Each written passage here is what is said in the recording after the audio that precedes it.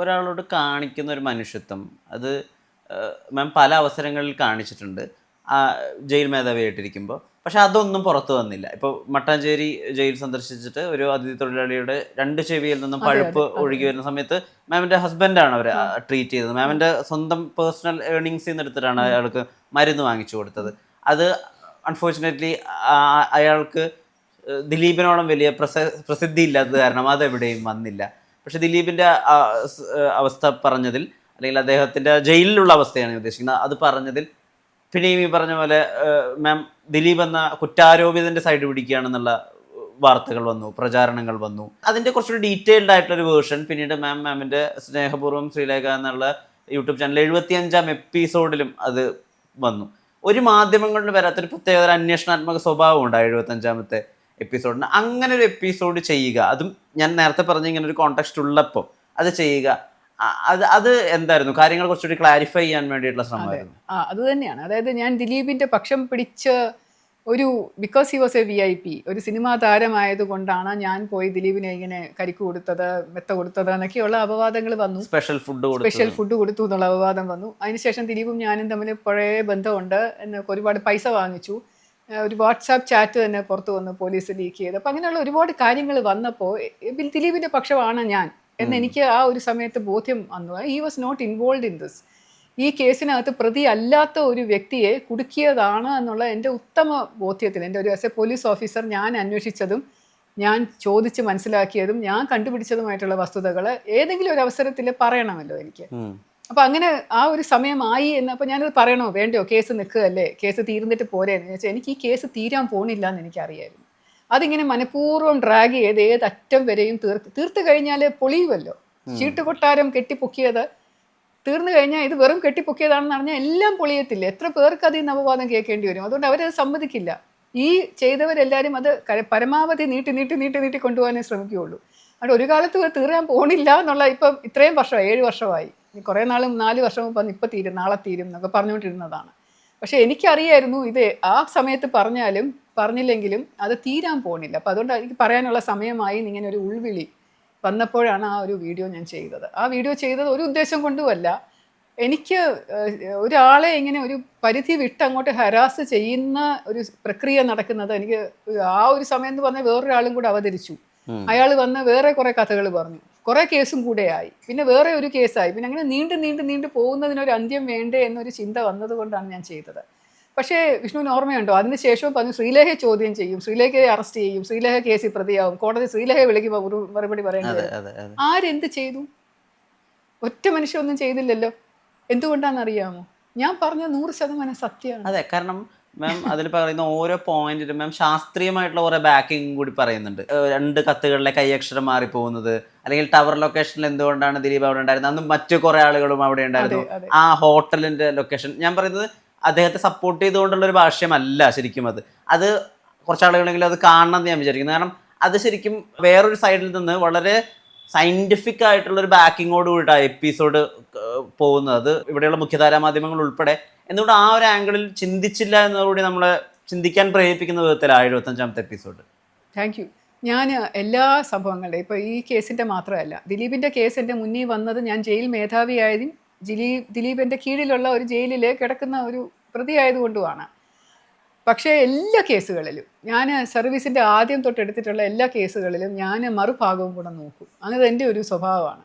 ഒരു കേസ് വന്നു കഴിഞ്ഞാൽ എൻ്റെ മുന്നിൽ ഒരു ഫയൽ വരുന്നു, ആ ഫയലിനകത്ത് പ്രതി പിടിച്ചിട്ടില്ല, പക്ഷേ ഒരു സംശയമുള്ള പ്രതിയാണെന്ന് പറയുമ്പോൾ നമ്മൾ ആ തിരിച്ചിട്ടങ്ങ് നോക്കി, മിറർ ഇമേജ് എന്ന് പറയും, അത് തിരിച്ചിട്ട് നോക്കുമ്പോൾ നമുക്ക് ഒരുപാട് പെർസ്പെക്റ്റീവ് വേറെ കിട്ടും, വേറെ കാര്യങ്ങൾ കിട്ടും. അപ്പോൾ ഒരു സൈഡിൽ നിന്ന്, ഇപ്പം വിഷ്ണുവിൻ്റെ സൈഡിൽ നിന്ന് നോക്കുന്ന പോലെയല്ല ഞാൻ ഇവിടെ നിന്ന് നോക്കുമ്പോൾ കാണുന്നത്. പക്ഷെ അവിടെ നിന്ന് നോക്കിയാൽ എനിക്ക് വേറൊരു കാഴ്ച കാണാൻ പറ്റില്ല. അപ്പോൾ ഐ വാസ് ഓൾവേസ് ഇൻട്രസ്റ്റ്. അതുകൊണ്ടാണ് ഞാൻ ഈ ജയിലിൽ കിടക്കുന്ന പെൺപ്രതികളില്ലേ, സ്ത്രീ പ്രതികളുടെ അവരുടെ കഥയും കൂടെ പറയാനായിട്ട് ഞാനൊരു വനിതയിൽ ഒരു കോളം എഴുതി, മറുപുറം എന്ന് പറഞ്ഞിട്ട്. അപ്പോൾ അതും എനിക്ക് മറ്റു ഭാഗവും കൂടെ കാണാം. അതൊന്നും ഒരിക്കലും ആരും കാണില്ല. അപ്പോൾ ഓൾവേസ് വിക്ടിമിൻ്റെ സൈഡ് മാത്രമല്ല, ക്രിമിനൽ സൈഡും കൂടെ നമ്മൾ നോക്കിയാലേ ഒരു ഫുൾ പിക്ചർ കിട്ടൂ എന്ന് തോന്നുന്നത് കൊണ്ടാണ് ഞാൻ എപ്പോഴും ഈ ദിലീപിൻ്റെ കേസിലും അത് തന്നെയാണ് ചെയ്തത്. എനിക്കും വിശ്വസിക്കാൻ ഇഷ്ടമായിരുന്നു. ഒരു പെൺകുട്ടിയെ പീഡിപ്പിച്ച കാര്യമാണ്, വളരെ സെൻസിറ്റീവ് ആയിട്ടുള്ളൊരു കേസാണ്. അപ്പം ഞാൻ ആ പെണ്ണിൻ്റെ കൂടെയാണ് നിൽക്കേണ്ടത്. അങ്ങനെയാണ് ഞാൻ ചെയ്തിരുന്നത്. ടിൽ ഈ ദിലീപിനെ ഞാൻ കാണുന്നത് വരെ ജയിലിൽ ഇങ്ങനെ അവശ നിലയിൽ കാണുന്നത് വരെ ഞാൻ അങ്ങനെ തന്നെ വിശ്വസിച്ചിരുന്നത്. പക്ഷെ കണ്ടു കഴിഞ്ഞ് അതിനെപ്പറ്റി സംസാരം കേട്ട് അതിനെപ്പറ്റി ചിന്തിച്ചു തുടങ്ങി, പിന്നെ ആളുകളോട് ചോദിച്ചു, ഞാൻ കേസ് പഠിച്ചു, അതിൻ്റെ ഫുൾ കാര്യങ്ങൾ മനസ്സിലായി. ഒരു DGP തന്നെ പറയുന്നു അത് ഞങ്ങൾ തെളിവിന് വേണ്ടി ഫാബ്രിക്കേറ്റ് ചെയ്ത എവിഡൻസ് എന്ന് പറയുന്നു. അൺബിലീവബിൾ, വിശ്വസിക്കാൻ പറ്റൂല. അപ്പം അതിൻ്റെ പുറകിലുള്ള ആൾക്കാർ എന്താണ് ചെയ്തത്, എങ്ങനെയാണ് ചെയ്തത്, ഇതെല്ലാം ഇപ്പോൾ ക്ലിയർ ആണത്. പക്ഷേ എനിക്കിപ്പോൾ അത് പറയാൻ പറ്റില്ല, കാരണം ഞാൻ ഇൻവെസ്റ്റിഗേഷൻ്റെ ഭാഗമല്ല. പക്ഷേ ആ സത്യം ഇതാണ് എന്നറിയുന്ന കാര്യങ്ങൾ എനിക്ക് പ്രസൻറ്റ് ചെയ്യണമെന്ന് തോന്നുന്നു. അപ്പോൾ ആ തോന്നുന്ന സമയത്ത് എനിക്കത് പറഞ്ഞേ പറ്റൂ, അല്ലെങ്കിൽ അകത്തിരുന്ന് ഇങ്ങനെ വിങ്ങിക്കൊണ്ടിരിക്കും. എപ്പോഴെങ്കിലും മാമിനൊരു ഞാൻ എന്തിനാ ഇത് ചെയ്തത്, I'm back to square one എന്ന് തോന്നിയ നിമിഷങ്ങൾ, അല്ലെങ്കിൽ തീർത്തും ശൂന്യത അനുഭവപ്പെട്ട നിമിഷങ്ങളുണ്ടോ എന്ന് ഞാൻ ചോദിക്കാൻ ആഗ്രഹിക്കുന്നത് എന്താണെന്ന് വെച്ചാൽ, മാം ഇൻ്റലിജൻസിൻ്റെ ഭാഗമായിട്ടിരിക്കുന്ന സമയത്താണ് ഇവിടെ മാവോയിസ്റ്റുമായി ബന്ധപ്പെട്ടൊരു വെടിവെപ്പ് വിഷയം ഉണ്ടാകുന്നത്. അതിലൊരു മറുപുറം മാം കൃത്യമായി അന്നത്തെ മുഖ്യമന്ത്രിയോട് ബ്രീഫ് ചെയ്തിരുന്നു. പക്ഷേ മുഖ്യമന്ത്രി പറയുന്നു അതല്ല, എനിക്ക് ഓൾറെഡി അതിനേക്കാൾ ബെറ്റർ വേർഷൻ, അല്ലെങ്കിൽ അതിനേക്കാൾ ട്രൂത്ത്ഫുൾ ആയ വേർഷൻ എനിക്ക് കിട്ടിയിട്ടുണ്ടെന്ന് പറയുന്നു. പക്ഷെ മാമിൻ്റെ കയ്യിൽ അപ്പോഴും അതിന് ഏറെക്കുറെ അതുമല്ലാത്ത മറ്റൊരു വേർഷൻ കയ്യിലുണ്ട്, താനും വിശ്വാസയോഗ്യമായൊരു വേർഷൻ ഉണ്ട്. പക്ഷേ മാധ്യമങ്ങളിലെല്ലാം വന്നതും എല്ലാവർക്കും അറിയാവുന്നതും മുഖ്യമന്ത്രി പറഞ്ഞ വേർഷനാണ്. അപ്പം പിന്നെ ഞാൻ എന്തിനായിരുന്നു ഇത് ചെയ്തതെന്ന് ആലോചിച്ചിട്ടുണ്ടോ? ഉണ്ട്, പലപ്പോഴും ഉണ്ട്. ചില കേസുകളിൽ നമ്മളിത് ഒരുപാട് എഫേർട്ട് എടുത്ത് കൊണ്ടുപോകുന്ന, കോടതിയിൽ പ്രസൻറ്റ് ചെയ്യുന്ന കേസുകളിൽ എത്ര എവിഡൻസ് കൊടുത്താലും ചിലപ്പം കോടതി വേറെ ഭാഗത്തെ വിശ്വസിച്ചുകൊണ്ടൊരു ഓർഡർ പാസ് ചെയ്യുമല്ലോ. അപ്പോൾ ആ സമയത്ത് ഇപ്പം ചില ആളുകളെ ശിക്ഷിക്കാതെ വെറുതെ വിടുമ്പോൾ, അല്ലെങ്കിൽ നമ്മൾ രക്ഷപ്പെടണം എന്ന് ആഗ്രഹിച്ചു പോകുമ്പോൾ ഒരു ശിക്ഷ കിട്ടി കിടക്കുന്നത് കാണുമ്പോൾ, അതൊക്കെ നമ്മൾ ഇപ്പം എന്തിനാണ് എന്നൊക്കെ തോന്നാറുണ്ട്. അയ്യോ, വളരെ നമ്മൾ ഇത്രയും പ്രവൃത്തി എടുത്തിട്ട് ഇത്രയും കഷ്ടപ്പെട്ട് ചെയ്തിട്ട് ഒരു ഫലവും ഉണ്ടായില്ലല്ലോ എന്ന് തോന്നുന്ന അവസരം വന്നിട്ടുണ്ട്. പക്ഷേ നമുക്ക് ചെയ്യാനുള്ളത് ചെയ്തു എന്നുള്ള കാര്യം എന്നെ പലപ്പോഴും സമാധാനപ്പെടുത്തും. കാരണം ഞാനത് പറയാതെ, ഇപ്പം എനിക്കറിയാത്തത് കൊണ്ടാണ് നമ്മളീ പോയി പറയുന്നത്. മുഖ്യമന്ത്രിക്ക് ഈ കാര്യങ്ങളൊക്കെ അറിയായിരുന്നു എന്നുള്ളത് എനിക്കറിയില്ലല്ലോ. As an officer I am bound to tell him this. അപ്പം ഞാനത് പോയി പറഞ്ഞു എന്നുള്ള സമാധാനം എനിക്ക് കിട്ടുന്ന തിരിച്ചടിയാണെങ്കിലും, ഇത് ശരിയല്ല, ഇതാണ് ശരി എന്ന് പറയുന്നുണ്ടെങ്കിലും എനിക്കുള്ള സമാധാനവും ചാരിതാർത്ഥ്യവും എന്താണ്, ഞാൻ പറയേണ്ട കാര്യം, ഞാൻ ചെയ്യേണ്ട ഡ്യൂട്ടി ഞാൻ ചെയ്തു, ഞാൻ പറയാനുള്ളത് ഞാൻ ചെയ്തു, അത് ഓർത്ത് ഞാൻ സമാധാനം. ഇതിൻ്റെ ദിലീപിൻ്റെ കാര്യത്തിലും ഞാൻ ചെന്നത് കാര്യങ്ങളെല്ലാം എല്ലാവരോടും വിശദീകരിച്ചു, മുഖ്യമന്ത്രി ഉൾപ്പെടെയുള്ളവരോട് വിശദീകരിച്ചു. പക്ഷെ അവർക്കൊക്കെ അത് അറിയാം എന്നുള്ളതാണ് അവർക്കൊക്കെ ഞാൻ പറയുന്നത് ശരിയാണെന്നുള്ളത് അറിയാം. പക്ഷേ ദേ വോണ്ട് അക്സെപ്റ്റ് ഇറ്റ്. അത് നടക്കട്ടെ, കേസല്ലേ, നടക്കട്ടെ, അതൊക്കെ ആയിരിക്കും. പക്ഷെ നടക്കട്ടെ എന്നുള്ള മട്ടി പറയുമ്പോൾ അപ്പോൾ എനിക്ക് സ്ട്രൈക്ക് ചെയ്യുമ്പോൾ ഇവർക്കതെല്ലാം അറിയാം. അതുകൊണ്ടാണ് എനിക്കെതിരെ നടപടി എടുക്കാത്തത്. ഈ വീഡിയോ എടുത്തിട്ടും ഒന്നും ചെയ്യാൻ പറ്റാതിരുന്നതും അതുകൊണ്ടാണ്. എന്ത് ചെയ്യും അവര്?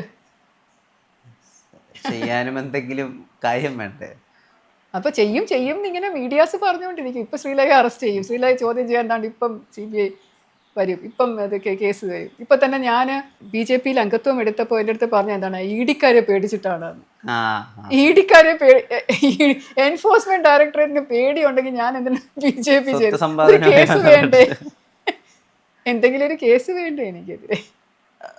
അല്ല, അത് how silly is this to say this? മാമിനെ പോലെ ഒരാള് എത്ര ഫ്ലിംസി ആയിട്ട് ആലോചിക്കണം. ദാറ്റ് ഒരു പാർട്ടി ജോയിൻ ചെയ്താൽ, അതും ഭരിക്കുന്ന പാർട്ടി ജോയിൻ ചെയ്ത് ED-യുടെ അന്വേഷണം വരെ അത് ഒരു പ്രത്യേകതരം ഭാവനയിൽ നിന്ന് വരുന്നതാണെന്നാണ് ഞാൻ വിശ്വസിക്കുന്നത്. എനിക്കറിയില്ല എന്താന്ന്. അല്ല, ചാണകക്കുഴി വീണു എന്നൊക്കെ പറഞ്ഞാലും കുഴപ്പമില്ല. പക്ഷേ ED, അത് ഞാൻ ആദ്യമായിട്ട് കേൾക്കാണ്. ED-യെ പേടിയാണ്, ED-യെ പേടിച്ചിട്ടാണ് ഞാൻ BJP ചേർന്നതാണ്. എനിക്കാരെയും പേടിക്കേണ്ട കാര്യമില്ല.